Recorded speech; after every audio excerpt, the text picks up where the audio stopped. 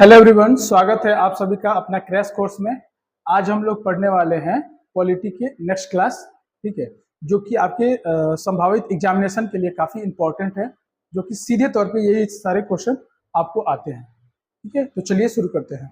चलिए देखते हैं हम लोग का जो क्वेश्चन है। पहला जो क्वेश्चन है, भारत में नियोजन से आप क्या समझते हैं, यानी भारत में नियोजन से आप क्या समझते हैं, इसके बारे में बताना है। तो देखिए, नियोजन जो है ना, एक अनिवार्य है, ये अनिवार्यता का है।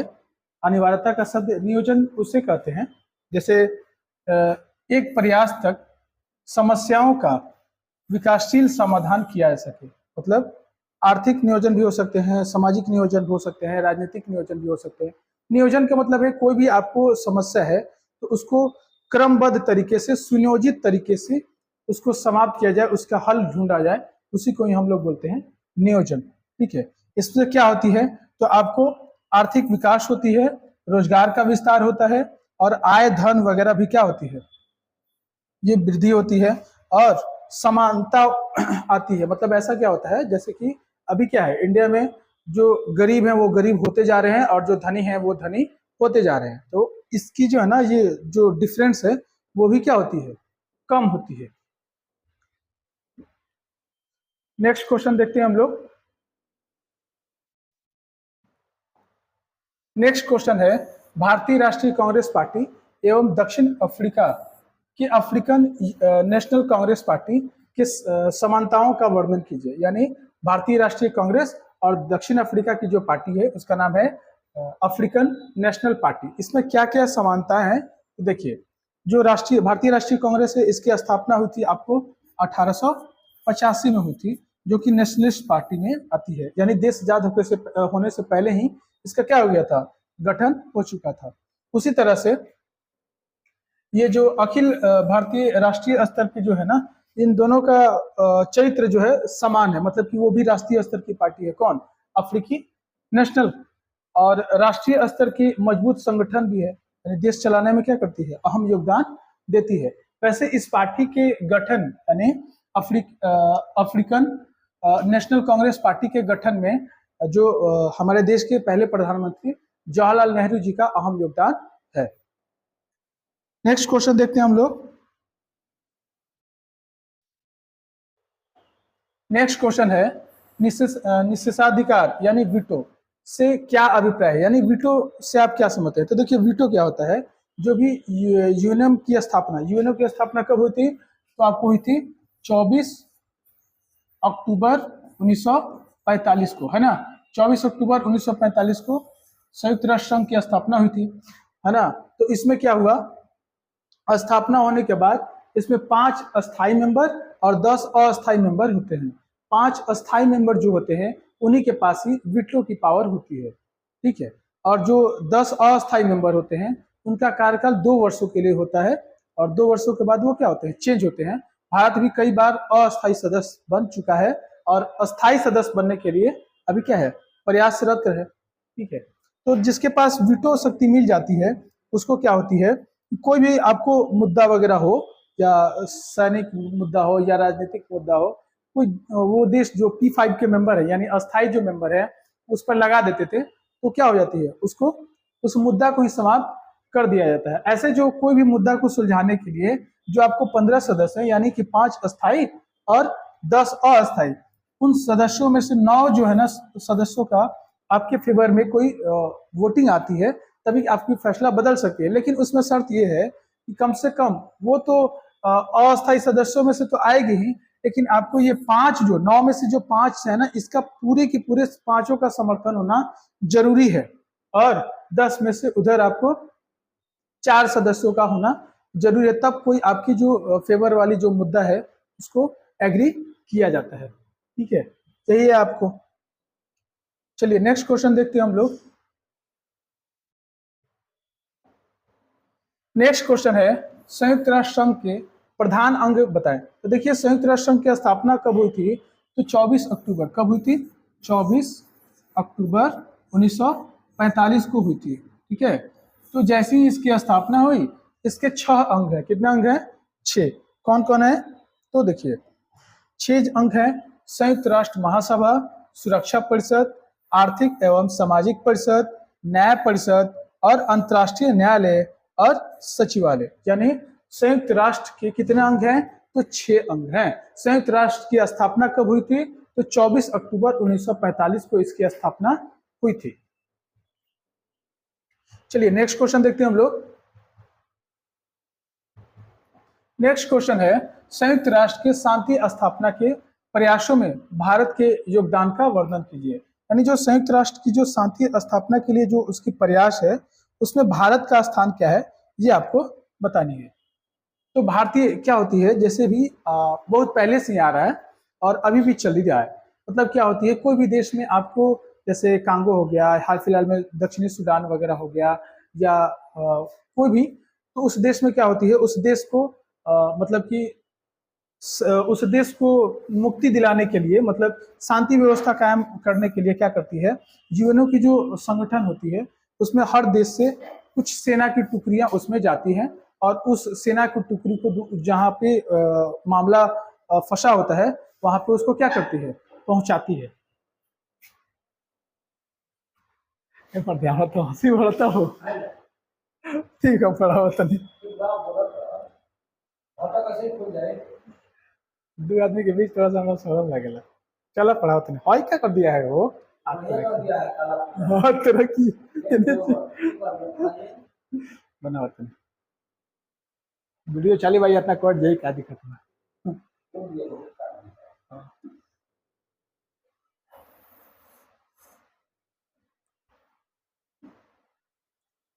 चलिए नेक्स्ट क्वेश्चन है हमारा, रंग भेद क्या है और संयुक्त राष्ट्र द्वारा रंग भेद के विरुद्ध, है ना, रंग भेद के विरुद्ध क्या क्या उपाय किए गए हैं, उसको क्या करना है, आपको उल्लेख करना है। तो जो रंग भेद क्या है, जैसे कि क्या हुआ, जो अंग्रेज जो हैं, ये तो इनका तो बहुत सारे देशों पे क्या था, कब्जा था, उपनिवेशवाद किए थे, तो भारत में भी आए थे और अफ्रीका में भी गए थे। तो अफ्रीका में जाने के बाद ये लोग क्या किए थे, अफ्रीका में जाकर बस गए थे, है ना, बहुत सारे अंग्रेज वहां पे स्थायी हो गए थे, बस गए थे। तो वहां पर उन लोगों ने एक नया तरीका चालू किया, क्या कि अंग्रेज सब गोर होता है, ठीक, और तो ये लोग क्या किया, जो अफ्रीकन बहुत काले होते हैं, तो इन लोगों ने क्या किया कि जो काला लोग है उसको ईश्वर के द्वारा दंड किया है या अच्छे लोग नहीं है, ऐसा वहां का नैरेटिव सेट कर दिया।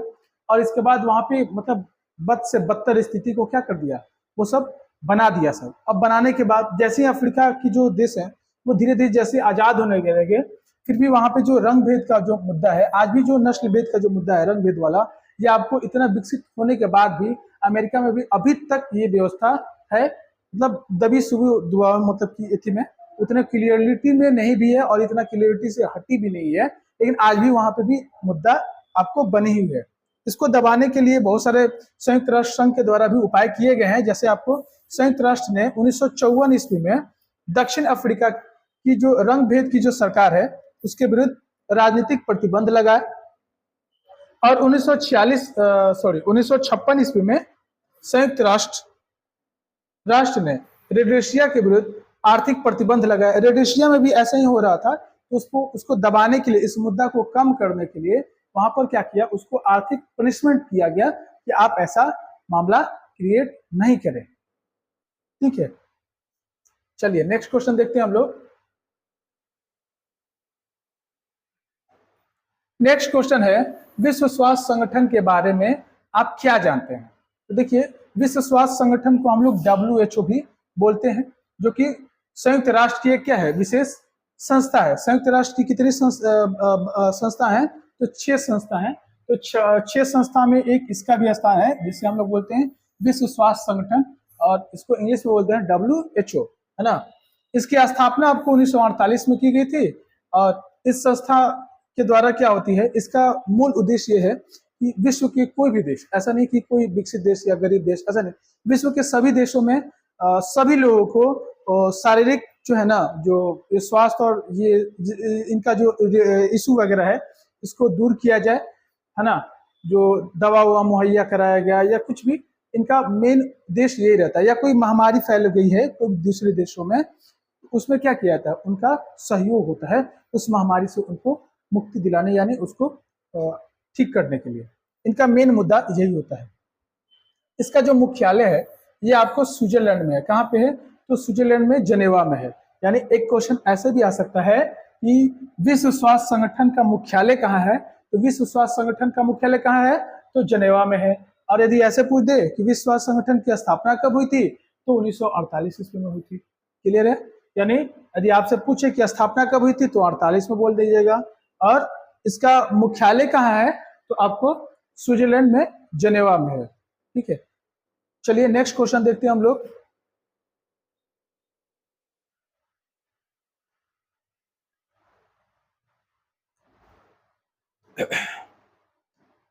नेक्स्ट क्वेश्चन है अंतर्राष्ट्रीय श्रम संगठन, है ना। अंतर्राष्ट्रीय श्रम संगठन को हम लोग बोलते हैं ILO। ये क्या है, तो ये भी एक संयुक्त राष्ट्रीय क्या है, विशेष संस्था है। इसकी स्थापना 1946 ईस्वी में हुई थी और इसका जो मुख्य उद्देश्य है, ये श्रमिकों की जो दशा जो है ना, उनमें सुधार करने के लिए है। जो उनकी स्थिति जो है उनमें सुधार करने के लिए ही इसको बनाया गया था। ठीक, देखिए इसकी क्या क्या इसकी इंपॉर्टेंस है। मजदूरों में प्रचलित बेगारी को रोकने के लिए, बेगारी से आप क्या समझते हैं, देखिए बेगारी इसको कहते हैं किसी को भी मजबूरी बस, किसी को मान लो आप मान लो कि दैनिक मजदूरी अभी कितनी है, मान लो अभी कोई लेबर वगैरह होगा तो उनकी कितनी है सैलरी, मतलब कि दैनिक की मजदूरी एक दिन की 500 रुपया दिहाड़ी है ना।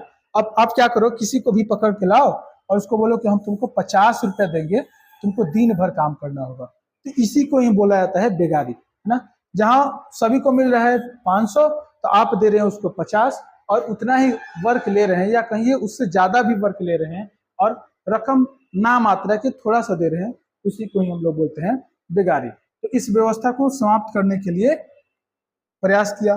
दूसरा है बच्चों और स्त्रियों के शोषण से बचा गया। जैसे देखिए बहुत सारा आज भी आप लोगों को पता होगा, बहुत सारे जगहों पे या गांव वगैरह में आज भी ऐसा कल्चर है। जैसे समझते हैं क्या है कि जो आपके खेत में या कहीं भी जो है ना, एक स्त्री काम करती है और एक पुरुष काम करते हैं, तो क्या होता है, स्त्रियों जो पुरुषों को एक दिन की दिहाड़ी मान लो आप दे रहे हैं 200 रुपया किसी काम के लिए, तो वही स्त्रियों को दिया जाता है 100 या 150 के आसपास दिया जाता है।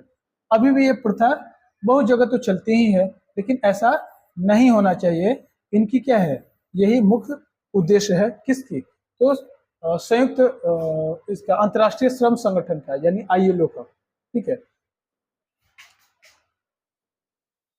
नेक्स्ट क्वेश्चन देखते हैं हम लोग।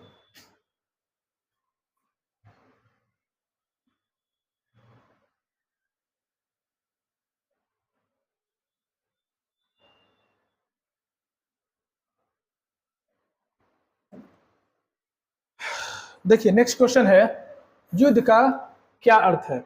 युद्ध का अर्थ क्या है और यह क्या होता है। तो युद्ध तो अच्छी चीज है नहीं, किसी भी देश के साथ जब भी आपकी युद्ध होती है तो क्या होती है, मतलब अच्छे काम नहीं होती है, विध्वंस होते हैं, बहुत सारे बेकसूर आदमी भी मारे जाते हैं, है ना। ऐसे थोड़े कि युद्ध होता है तो सिर्फ सेना वाला ही मारा जाएगा, नहीं, कहीं गांव के गांव या शहर के शहर उजड़ जाते हैं, बहुत बच्चे मारे जाते हैं, बहुत वृद्ध मारे जाते हैं, स्त्रियां मारी जाती हैं, यानी बेकसूर लोग बहुत ज्यादा मारे जाते हैं। और अंततः सारा इंक्लूजन निकालिए, सारा इसका कैलकुलेशन निकालिए, तो युद्ध से किसी को फायदा नहीं होता है।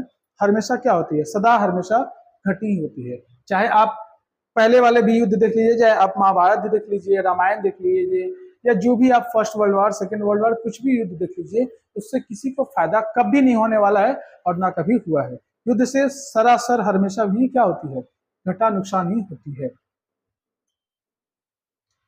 नेक्स्ट क्वेश्चन देखते हैं हम लोग।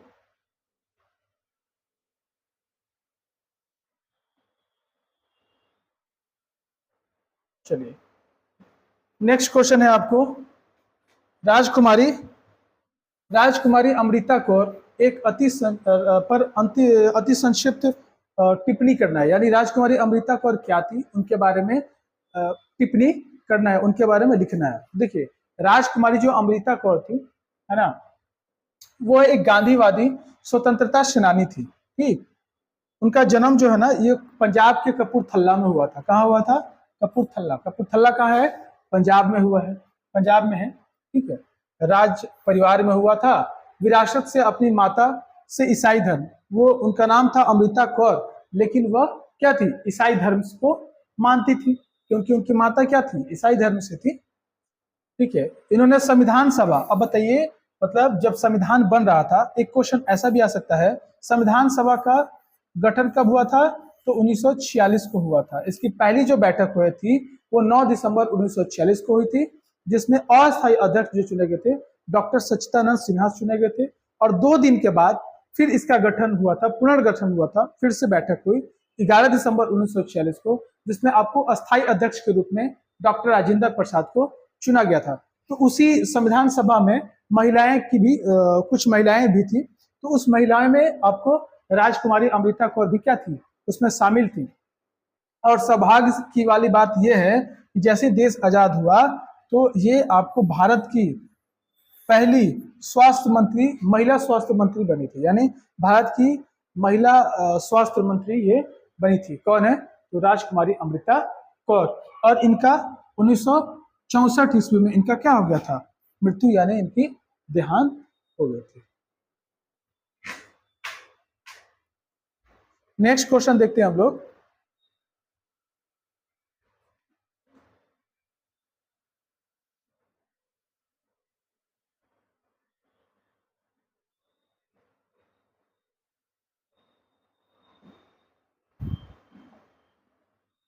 देखिए नेक्स्ट है, आचार्य नरेंद्र देव कौन थे? देखिए आचार्य नरेंद्र देव कौन थे? तो आचार्य नरेंद्र देव का जन्म जो है 1889 को हुआ था।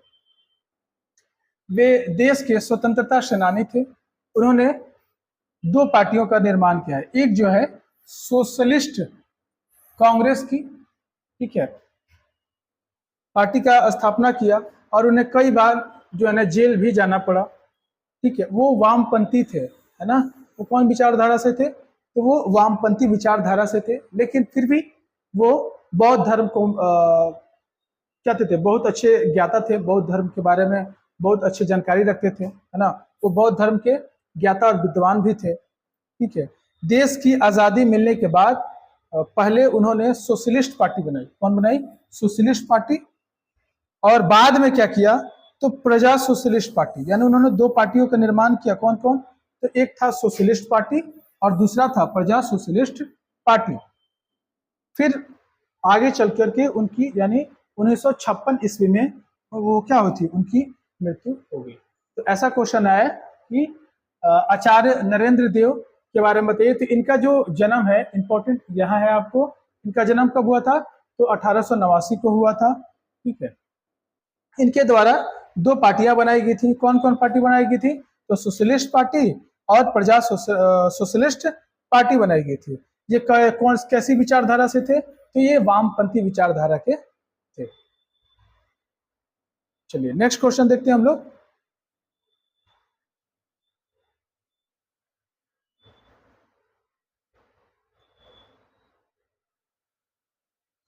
नेक्स्ट क्वेश्चन है, बाबा साहेब अम्बेडकर पर अति संक्षिप्त टिप्पणी लिखिए। देखिए बाबा साहेब अम्बेडकर के बारे में तो बेसिकली सब कुछ जानता ही होगा। जो हमारे संविधान का जो अहम रोल है लिखने वाला का बात, यानी प्रारूप समिति के जो अध्यक्ष थे वो कौन थे? डॉक्टर भीमराव अंबेडकर थे। ठीक है, यानी संविधान में ऐसा बोला जाता है, संविधान निर्माता भी इनको क्या बोला जाता है? बोला जाता है भीमराव अंबेडकर को। वो काफी मल्टी टैलेंटेड आदमी थे, व्यक्ति थे। तो ऐसा क्वेश्चन, एक क्वेश्चन ऐसा ही बन सकता है आपको कि प्रारूप समिति का गठन कब हुआ था? तो प्रारूप समिति का गठन आपको 29 अगस्त 1947 को हुआ था। उसके जो अध्यक्ष जो थे वो भीमराव अंबेडकर थे। ठीक है, इसीलिए इनको संविधान निर्माता ही बोला जाता है। देखिए भीमराव अंबेडकर का जन्म जो है 1891 ईस्वी में हुआ था। कब हुआ था? तो 1891 ईस्वी में एक दलित परिवार के घर हुआ था। उन्होंने क्या किया? वो इंग्लैंड और अमेरिका से वकालत की पढ़ाई किए थे, यानी वो वकील से क्या थे? वो पेशे से वकील थे। उन्होंने कहाँ से शिक्षा ग्रहण की? तो इंग्लैंड और अमेरिका से ग्रहण की।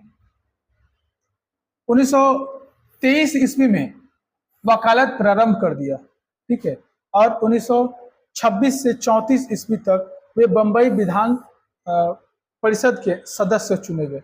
मतलब 1923 ईस्वी में उन्होंने वकालत प्रारंभ कर दिया और फिर 26 से 34 के बीच में वो क्या हो गए? तो बंबई विधानसभा विधान परिषद के क्या हो गए? वो सदस्य भी बन गए। वो गोलमेज सम्मेलन, वो जो तीनों गोलमेज सम्मेलन हुआ था 1930, 31 और 32 को तीनों गोलमेज सम्मेलन में भाग लेने वाले व्यक्ति थे कौन? डॉक्टर बी आर अम्बेडकर यानी भीमराव अम्बेडकर थे। ठीक है, उन्होंने संविधान के निर्माण में काफी अहम योगदान दिया है। देखिए उनके द्वारा और इम्पोर्टेंट जो काम है, उन्होंने क्या किया था, हिंदू कोड का बिल पास कराया था और आपको हरिजनों को आरक्षण दिलाया था। सबसे अहम योगदान इनका यही था कि उन्होंने आरक्षण की जो व्यवस्था है ये पर जोर दिया था और बल दिया था। और वो भारत के पहले, स्वतंत्र भारत के पहले क्या थे, तो आपको न्याय मंत्री भी बन चुके थे। और इनकी मृत्यु जो है 1956 ईस्वी में हो गई। चलिए नेक्स्ट क्वेश्चन देखते हैं हम लोग।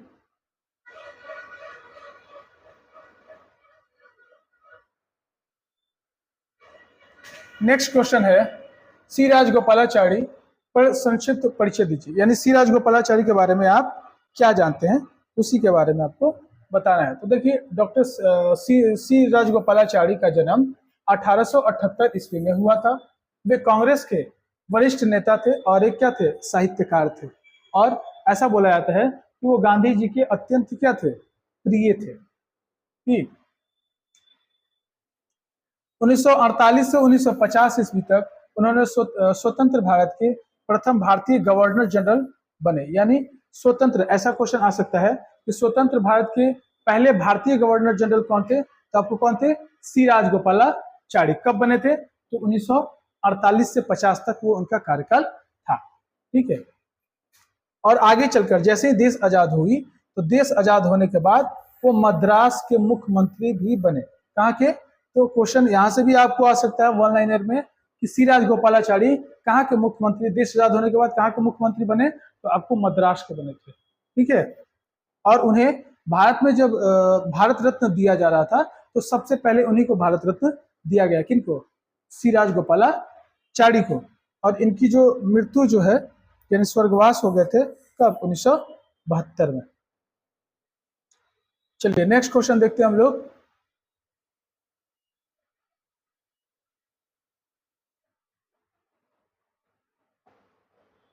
नेक्स्ट क्वेश्चन है वैश्वीकरण की परिभाषा दीजिए, यानी वैश्वीकरण होता क्या है। ठीक है, देखिए वैश्वीकरण किसे कहते हैं, हम अपने निर्णयों को दुनिया के एक क्षेत्र में क्रियान्वित करते हैं और जो दुनिया के दूर दराज क्षेत्रों में हर व्यक्ति के पास, हर समुदाय के पास पहुंचती है और क्या होती है, उनकी उत्थान होती है, उनको फायदा होता है, उनको लाभ मिलता है, उसी को हम लोग बोलते हैं वैश्वीकरण।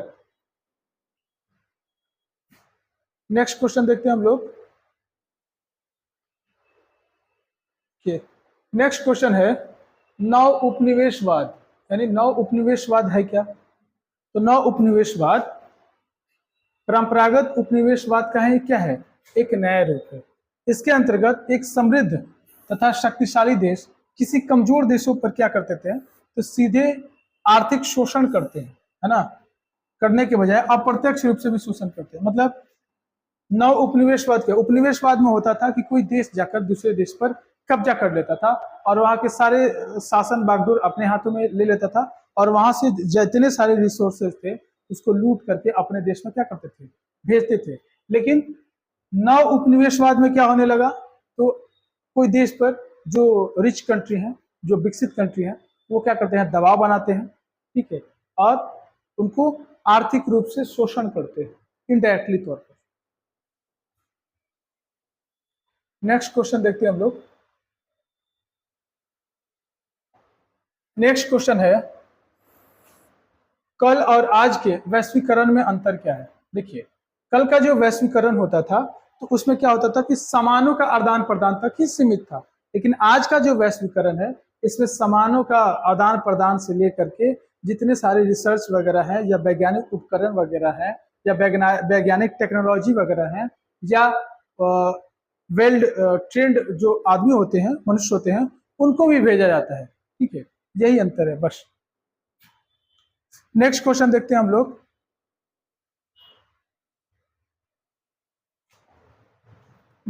नेक्स्ट क्वेश्चन है उदारीकरण क्या है ना। तो उदारीकरण एक तरफ से अर्थव्यवस्था ही में आता है। तो अर्थव्यवस्था से प्रतिबंधों को समाप्त कर दिया जाता है। सीधे तौर पे समझिए उदारीकरण किसे कहते हैं। यानी कोई भी देश जो है ना, ऐसा जो मुद्दा, कोई भी देश के लिए ऐसा मुद्दा जो कि उसके आर्थिक विकास के लिए रोड़ा बने, और तो क्या किया जाता है, उसको समाप्त कर दिया जाता है। जैसे कोई भी रोड़ा बने या प्रशासनिक कानून के चलते या राजनीतिक कानून के चलते या कुछ भी, उसको रोड़ा को क्या किया जाता है, साइड कर दिया जाता है, हटा दिया जाता है, या उसको कुछ कम कर दिया जाता है। उसे ही हम लोग क्या बोलते हैं, उदारीकरण। जिससे क्या होगी, आपको मान लीजिए कि कोई आपकी जो नियम कानून टफ है उसको आप कम कर दीजिए या उस नियम कानून में चेंज करके इजी बना दीजिएगा। तो बाहर से मान लो कोई कल कारखाने वाले हैं लगाने वाले, या कुछ भी रिसोर्सेज आपके पास वो यूज करना चाहते हैं, तो वो क्या करेंगे, आसानी से इजी गोइंग उनको। मान लीजिए कि किसी को कोई कंपनी वगैरह लगाना है, लेकिन यहाँ पे कागज पत्र बनाने में उनको काफी टफ प्रॉब्लम क्रिएट हो रही है, तो लगेबे नहीं करेगा ना। सोचिएगा कितना समय, अब 2 साल या 1 साल समय वेस्ट हो जाता है। तो उसको क्या कर दिया जाता है, उस जो जो उनकी प्रॉब्लम होती है उसको कम कर दिया जाता है या उसको साइड कर दिया, हटा दिया जाता है, जिससे वो आसानी से अपना कल कारखाना या कुछ भी उस देश में लगा सकते हैं। जिससे क्या होती है, वहाँ के लोगों को रोजगार और आर्थिक रूप से प्रगतियां भी होती है। तो उसी को हम लोग बोलते हैं उदारीकरण, जो कि अर्थशास्त्र में आता है। नेक्स्ट क्वेश्चन देखते हैं हम लोग। देखिए नेक्स्ट क्वेश्चन है, अनुशासन से आप क्या समझते हैं। तो देखिए अनुशासन क्या होता है, तो जो शासन का सुंदर और स्वच्छ, पारदर्शी तथा जनहित रूप में होती है, उसे ही हम लोग क्या कहते हैं, सुशासन कहते हैं। क्या कहते हैं, सुशासन। सु मतलब अच्छा और शासन मतलब शासन, यानी जो अच्छा शासन हो उसे हम लोग बोलते हैं सुशासन। जैसे आपको बिहार में किसे, सुशासन बाबू के नाम से किसे जाना जाता है, आप लोगों को पता होगा, किसे, नीतीश कुमार जी को जाना जाता है। नेक्स्ट क्वेश्चन देखते हैं हम लोग।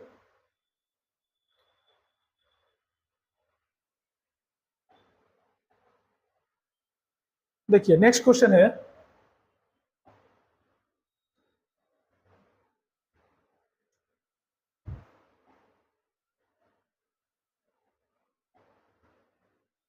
राजनीतिक न्याय से आप क्या समझते हैं, है ना।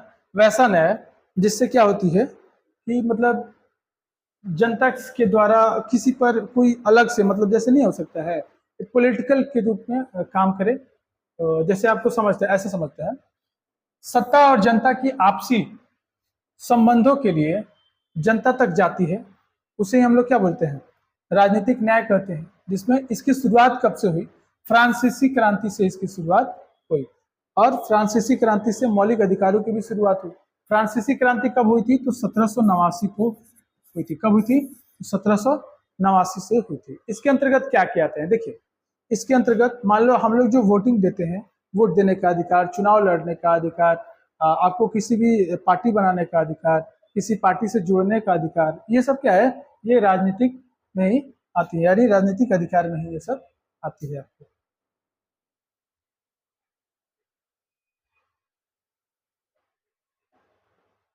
चलिए नेक्स्ट क्वेश्चन है, पीली क्रांति क्या है।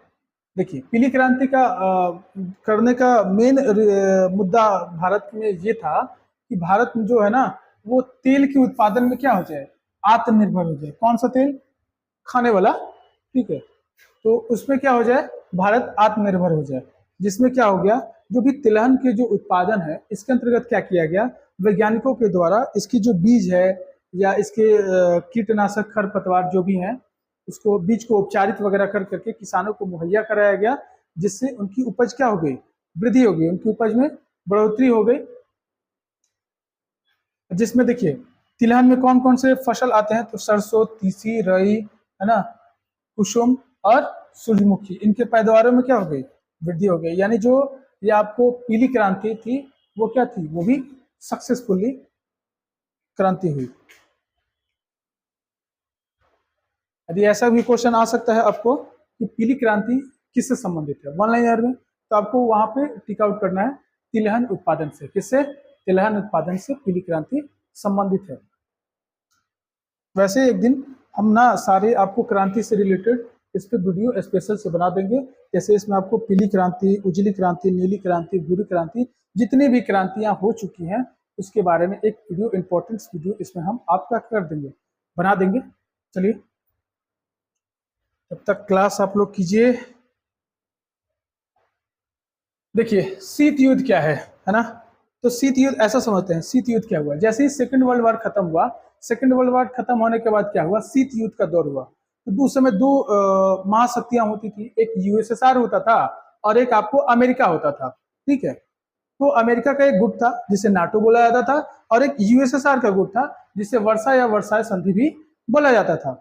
इन लोगों ने बाकी सब देशों पर क्या दबाव बनाना चालू कर दिया कि आप मेरे फेवर्स में आ जाइए। रशिया बोल रहा है कि आप मेरे फेवर्स में आ जाइए, अमेरिका बोल रहा है कि मेरे फेवर में आ जाइए, है ना। तो ऐसा दौर चालू हो गया। यदि आप मेरे उसके फेवर में नहीं जा रहे हैं तो यानी उसके खिलाफ हो जा रहे हैं, वो क्या करेगा, इनडायरेक्टली तौर पे आपको टॉर्चर करेगा या दूसरे देश से टॉर्चर करवाएगा। यही होता था, मतलब कि युद्ध के माहौल बना रहना लेकिन युद्ध नहीं होना, उसी को हम लोग बोलते हैं शीत युद्ध। इसका जो काम समय जो आपको बताना है, इसका जो कार्यकाल है वो 1945 से लेकर के 1991 तक बीच में चला था। शीत युद्ध का दौर कब से कब चला था, तो 1945 से लेकर के 1991 तक चला था। 91 में इसकी समाप्ति हो गई थी, क्योंकि 1991 में यूएसएसआर जो है 11 देशों में क्या हो गई, टूट गई। टूटने के बाद शीत युद्ध का दौर समाप्त हो गया और महाशक्ति के रूप में दुनिया बदल भी गई थी। मतलब ऐसे ही समझ सकते हैं, महाशक्ति के रूप में आपको अमेरिका उभर है, जो कि अभी भी महाशक्ति ही है। चलिए नेक्स्ट क्वेश्चन देखते हैं हम लोग।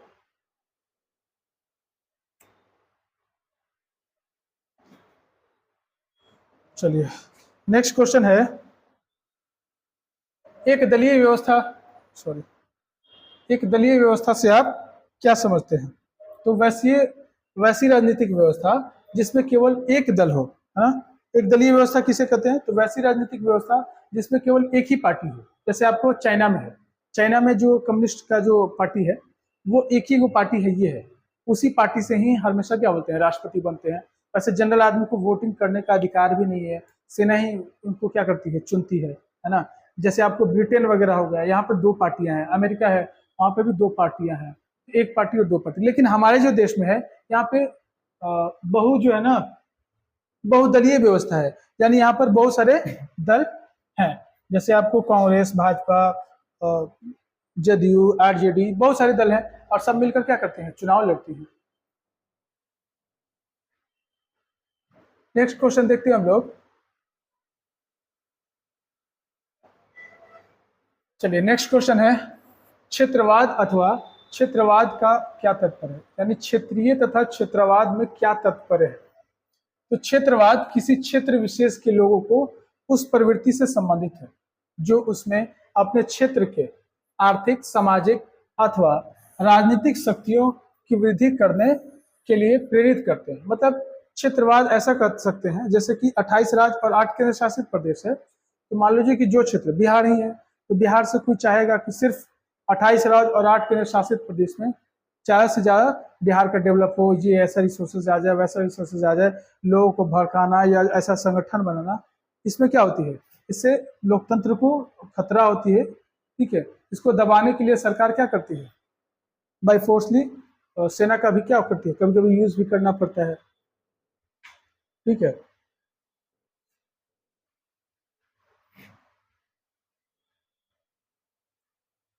नेक्स्ट क्वेश्चन देखते हैं हम लोग।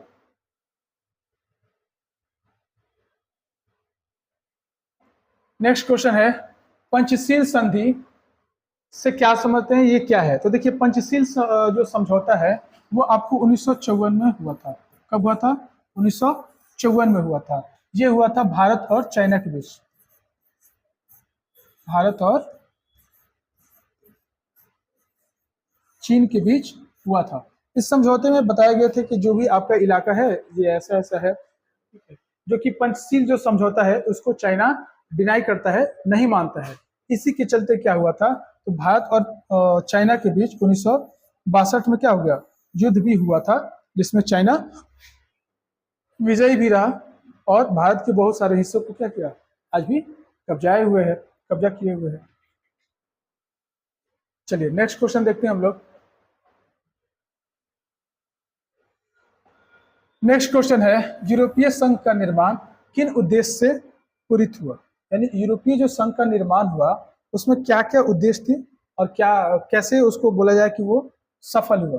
तो यूरोपीय संघ का मूल उद्देश्य था आर्थिक विकास को प्रोत्साहित करना, ठीक है, अपने क्षेत्र में सतत संतुलन को बनाए रखना। जैसे सेकेंड वर्ल्ड वॉर के बाद क्या हुई कि पूरे विश्व में मंदी वगैरह की स्थिति का सामना वगैरह करना पड़ा, उसी को रिलेटेड क्या किया, कुछ देशों ने मिलकर एक यूरोपीय संघ बनाया और उसको चलाने चालू किए, यानी अपना कुछ गुट हो गया, एक समूह हो गया, देशों का समूह हो गया, और वो अपना कारोबार चालू कर दिए। फिर धीरे धीरे उनकी प्रगति को देखते हुए उसमें ब्रिटेन भी क्या हो गया, 1973 में शामिल हो गया था। नेक्स्ट क्वेश्चन देखते हैं हम लोग। नेक्स्ट क्वेश्चन है, शीत युद्ध का दौर महाशक्तियों द्वारा बनाए गए किन किन दो सैन्य संगठनों के नाम लिखे। देखिए, शीत युद्ध का जो दौर है वो आपको हुआ था 1945 से लेकर के 1991 के बीच चला था। इसमें दो महाशक्तियां हुआ करती थी, एक अमेरिका होती है और एक होती है यूएसएसआर, जो कि इन लोगों के दौर जो चलता था, इस बीच में क्या हुई कि गुटबाजी तौर के पर चलता था, इसमें बहुत बार संधि वगैरह भी हुई। तो 1991 ईस्वी में क्या होगा कि जो यूएसएसआर है, जो यूएसएसआर जो है वो क्या हो गई, टूट गई 11 देशों में, और यूएसएसआर की जो देश जो फॉलो करती थी वो साम्यवादी अर्थव्यवस्था को फॉलो करती थी, और जो अमेरिका जो फॉलो करती है, आज भी अमेरिका कौन सी अर्थव्यवस्था को फॉलो करती है, तो पूंजीवादी अर्थव्यवस्था को क्या करती है, फॉलो करती है, ठीक है। तो जैसे इसका टूट गया यूएसएसआर, उसके बाद पूरे दुनिया पर किसका अधिकार हो गया, मतलब पूरी दुनिया पर जो पूंजीवादी जो अर्थव्यवस्था है उसका बोलबाला और उसका दबदबा हो गया।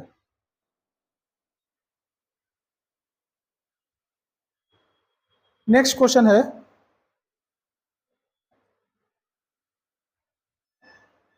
विश्व बैंक के प्रमुख कार्य क्या है। तो विश्व बैंक का प्रमुख कार्य निम्नलिखित है, जैसे सदस्यों के पुनर्निर्माण व विकास में सहयोग करना, ऋण एवं अन्य उपनिवेश में सहभागी आधार पर प्रतिभूतियां देना, ठीक है, और विदेशी निजी निवेशकों को क्या करना है, प्रोत्साहन करना, और विकास के लिए अंतर्राष्ट्रीय स्तर पर निवेशकों को भी क्या करना, प्रोत्साहित करना, ताकि क्या हो, उत्पादन बढ़े और जीवन स्तर और श्रम स्थिति में क्या हो, सुधार हो, है ना, इसका यही मुद्दा होता है। चलिए नेक्स्ट क्वेश्चन देखते हैं हम लोग।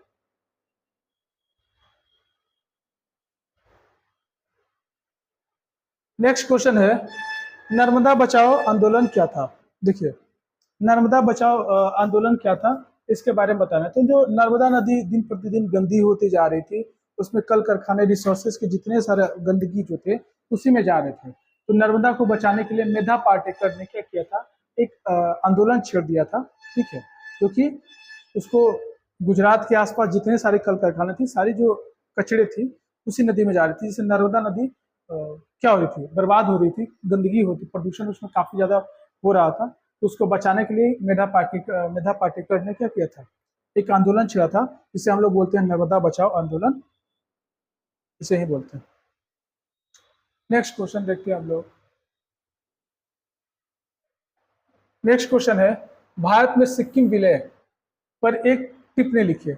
जैसे क्या हुआ, सिक्किम को ना कब, तो 1974 में सहराज बनाया गया, यानी केंद्र शासित प्रदेश उसको बनाया गया सिक्किम वाले को, और 1 साल तक ले इसको क्या किया गया, सिक्किम को सहराज बनाया गया, और फिर अगले साल क्या किया गया, यानी 1975 में सिक्किम को राज्य का दर्जा दे दिया गया और भारत का अभिन्न अंग हो गया। बस यही है मुद्दा। देखिए, 1975 को, अप्रैल 1975 में क्या हो गया, तो सिक्किम पूर्ण विलय हो गया, ठीक है, और एक राज्य बन गया। चलिए नेक्स्ट क्वेश्चन देखते हैं हम लोग। ध्रुवीयता व्यवस्था क्या है, यानी एक ध्रुवीय जो व्यवस्था है ये क्या है, एक ध्रुवीय व्यवस्था और द्विध्रुवीय व्यवस्था क्या है, इसको बताना है। देखिए, एक ध्रुवीय व्यवस्था और द्विध्रुवीय व्यवस्था 1991 ईस्वी में सोवियत संघ रूस के बिखर जाने, जैसे 11 भागों में वो टूट गया, 11 देशों में टूट गया, इसके बाद क्या हो गया, तो विश्व में व्यवस्था पूंजीवादी व्यवस्था का क्या हो गया, बोलबाला होने लगा और पूंजीवादी व्यवस्था क्या हो गई, बढ़ने लगी, जिसमें क्या हो गया, अमेरिका और अमेरिका के जितने सहयोगी जो देश थे जो उन्हीं को फॉलो करते थे, किसको, तो पूंजीवादी अर्थव्यवस्था को। तो इसी को हम लोग बोलते हैं एक ध्रुवीयता की कायम, यानी जो इनकी जो व्यवस्था थी पूंजीवादी, ये ज्यादातर देशों में क्या हो गई, इनको फॉलो किया जाने लगा। यानी अमेरिका में भी आज भी क्या कौन सी व्यवस्था चलती है अर्थव्यवस्था की, तो पूंजीवादी अर्थव्यवस्था चलती है। यदि क्वेश्चन ऐसा आए कि आपके भारत में कौन सी अर्थव्यवस्था चलती है, तो हम लोग चलाते हैं मिश्रित अर्थव्यवस्था, है ना, यानी साम्यवादी और पूंजीवादी को मिला के चलाते हैं, जो आज भी कायम है। और द्वितीय विश्व युद्ध के बाद विश्व दो गुटों में विभक्त होकर द्विध्रुवीय व्यवस्था में परिणत हो गया। जो पूंजीवादी गुटों के अलग, जो पूंजीवादी जो देश जो गुट था, पूंजीवादी जो अर्थव्यवस्था को फॉलो करता था, उसका गुट का नेतृत्व कौन कर रहा था, तो अमेरिका के द्वारा हो रहा था। और साम्यवादी बताए थे, साम्यवादी देशों का नेतृत्व कौन कर रहा था, तो यूएसएसआर कर रहा था। लेकिन जैसे यूएसएसआर टूट गया तो फिर भी, और टूटने के बाद रशिया ने इसका 11 देशों में टूट गया था, फिर भी रशिया में आज भी आपको साम्यवादी अर्थव्यवस्था ही चलती है।